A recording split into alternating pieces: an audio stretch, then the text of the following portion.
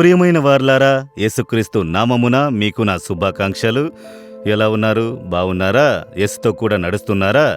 ఈరోజు ఉదయము ఎంతసేపు ప్రార్థించారు? ఎంతసేపు వాక్యమును ధ్యానించారు?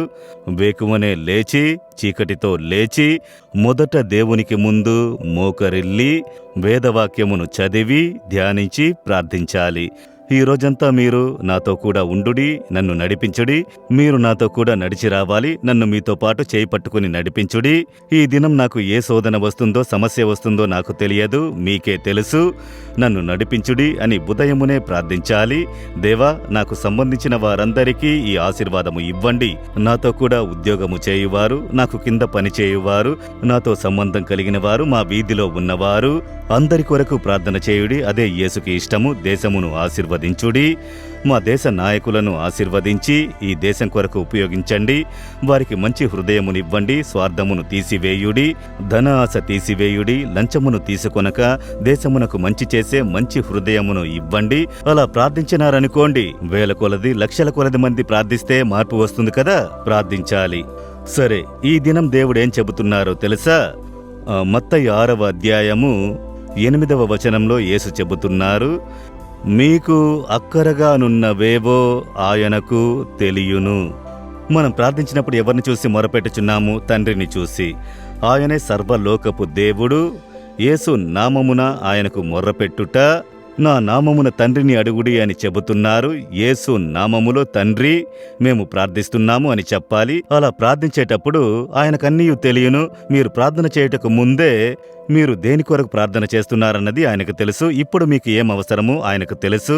ఆయనకన్నీ తెలుసు కదా, కనుక నేనెందుకు ప్రార్థన చెయ్యాలి అని కొందరు వితండవాదముతో మాట్లాడు జ్ఞానులు ఉన్నారు. అలా చెప్పకూడదు. వెనక ముందు చూశారంటే యేసు ప్రార్థించేటప్పుడు మీరు ప్రార్థించాలి, మీరడగాలని దేవుడు చెబుతున్నారు. కనుక ఆయనకు అన్నీ తెలుసు, అయినను మీరు ప్రార్థించాలి. దాన్ని దేవుడు ఎదురు చూస్తున్నారు. ఆయనకు తెలియనట్లుగా, దేవా మీకేమీ తెలియదు, నేను పడే కష్టము అని చెప్పకూడదు. అన్నీ మీకు తెలుసు, మీరన్నిటినీ చూస్తున్నారు. నాకేది అవసరమో మీకు తెలుసు, ఏ సమస్య మీకు తెలుసు. అయినను నేను ఒక తండ్రి వద్దకు వచ్చినట్లు మీ యొద్దకు వచ్చాను, నాకు సహాయము చేయుడి, నాకు అద్భుతము చేయుడి అని మనసు విప్పి మాట్లాడాలి. దాన్ని ఆయన ఎదురు చూస్తున్నారు. కనుక ఒక బిడ్డకు ఏం అవసరమో తండ్రికి తెలియదా? ఇంట్లో ఉన్న తండ్రికి పిల్లలు చదువుకోవడానికి వెళ్లేటప్పుడు యూనిఫామ్ కావాలి, షూ కావాలి, టై కావాలి, అన్నీ తెలుసు. ఆ బిడ్డ వచ్చుటకు పోవుటకు ప్రయాణ వసతి కావాలని తెలుసు. తెలిస్తేనే ఆ బిడ్డ వచ్చి, అమ్మా నాన్న నాకు యూనిఫామ్ తీసి ఇవ్వండి, నాకు షూ తీసి ఇవ్వండి అని చెబితే అప్పుడు తండ్రికి సంతోషం కదా. అన్నీ నాకు తెలుసు, వెళ్ళు అని చెప్పరు.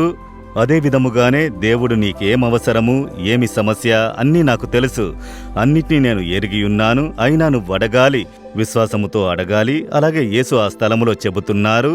కనుక ఆయనకు అన్నీ తెలిసియున్నను మనం నోరు తెరిచి ఎప్పుడు అడుగుతామా అని ఆయన ఆసక్తితో కనిపెట్టుకుని ఉన్నారు. ఆ విధముగా అడిగిన వెంటనే తండ్రికి అన్నీ తెలుసురా, నేను వెంటనే నీకు అన్నిటినీ సిద్ధపరిచేదను చూడు అని తండ్రి ఆనందించినట్లుగా చెబుతారు. నీవు నా దగ్గరికి రావాలి, నన్ను అడగాలి, కనిపెట్టుకుని ఉన్నారు, నాకు తెలుసు, నేను నీకు చేయదునని దేవుడు చెబుతారు. చూడండి ఎంత సంతోషమో తెలుసా?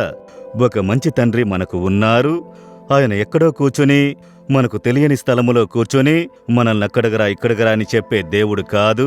ప్రక్కనే ఉన్నారు, మిమ్ములను గమనించుచున్నారు. అన్నీ నాకు తెలుసు అని ఆయనే చెబుతున్నారు. అయినా నీవు అడుగు, నీవు అడిగితే నేను చేసేదను. కనుక దేవుని చూసి, మీకన్నీ తెలుసు దేవా, అయినా నేను తండ్రి దగ్గర అడిగినట్లుగా అడుగుచున్నాను. మీరడగమన్నారు, విశ్వాసముతో అడుగుచున్నాను అని చెప్పండి. వెంటనే అద్భుతము జరుగును. ఆయనకు తెలుసని వితండవాదంగా మాట్లాడకూడదు, సరేనా? మిమ్మలను తగ్గించుకొనుడి. ఇప్పుడు దేవునితో చెప్పండి, దేవా, యేసయ్యా, తండ్రి, నాకు ఏమి అవసరము, ఇప్పుడే ఈ దినమే మీకు అన్నీ తెలుసు. అయినను నేను యేసు నామమున అడుగుచున్నాను. ఈ కార్యములో ఈ దినం నాకొక అద్భుతము చేయుడి, నా అవసరమును సంధించుడి, నా కొరకు ఈ కార్యములో ఒక అద్భుతము చేయుదురు అని విశ్వాసముతో మీకు తెలియజేస్తున్నాను. యేసు నామములో ఆమెన్, ఆమెన్.